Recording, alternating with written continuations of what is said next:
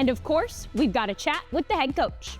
That is Brian Callahan, and the segment is Callie's Corner. It's presented by SeatGeek. Coach Callahan, you wanted to see Will Levis make improvement, make progress from the Chargers game to the Vikings game.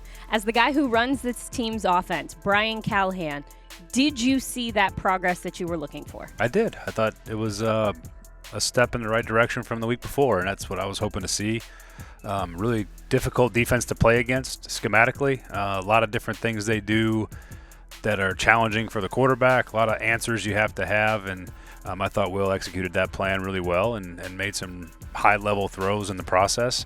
I thought it was a really strong step in his progression, and I was really pleased with it. Is it crazy to think that once Will has hit a couple of the long passes and he hit the 41-yarder at Los Angeles, he hit the 98-yarder, he had a 51-yarder that didn't count, but it was still a beautiful play and a great throw. Do you almost get like a three-point shooter who gains confidence and feels like he's going to knock it down every time if you're a quarterback that way? Yeah, there's a confidence element to it, and letting the ball go on time, knowing that you see the right look in the coverage for it.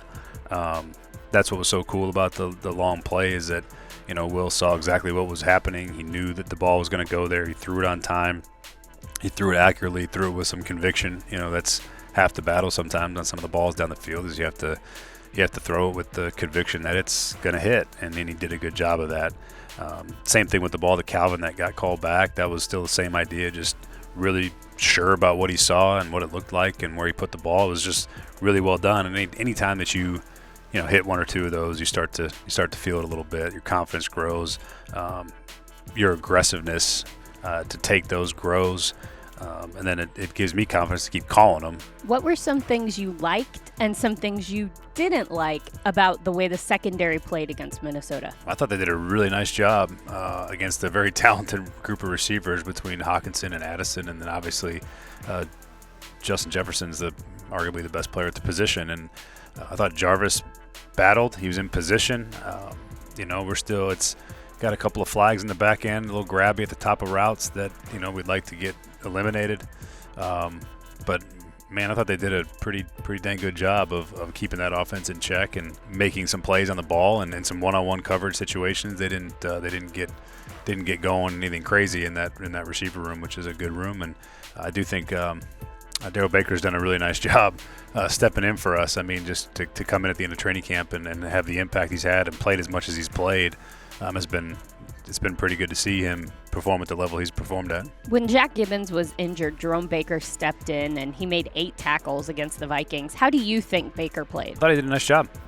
You can tell he's played a lot of football, played a lot of snaps at linebacker over his career so far, and that showed up, just to be able to step in that role and settle it down and play with some consistency and make sure that we didn't have any major glaring issues or errors. And I thought he did a really nice job. And on top of that, that's a very communicative spot on the defense, and for him to step in and do that was impressive, and I thought he played well. Do you start off your preparation with a thought towards what you'll do at right tackle for the Houston game? Leroy was hurt, so that's why he was out. He didn't practice all week, and it's the same guys, and we got to find guys that we can find some consistency with. So it'll be the same group, and hopefully we can improve some of the things we need to improve on technically, and then they're going to have to go win some matchups. Obviously playing a good front again. Feels like every week we're playing a top 10 defense right now, which is accurate. We are.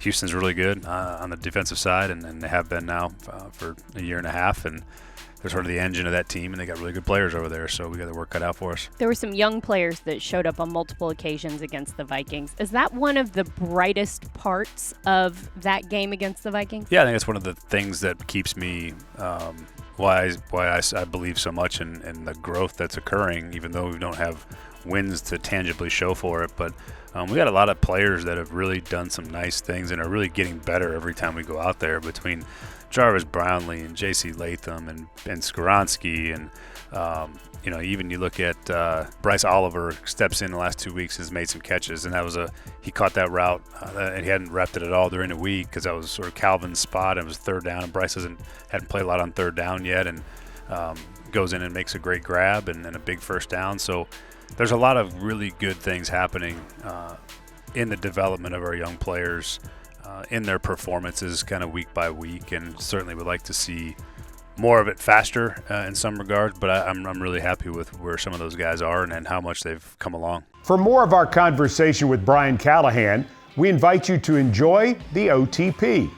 You can watch the OTP on the Titans YouTube channel or at TennesseeTitans.com.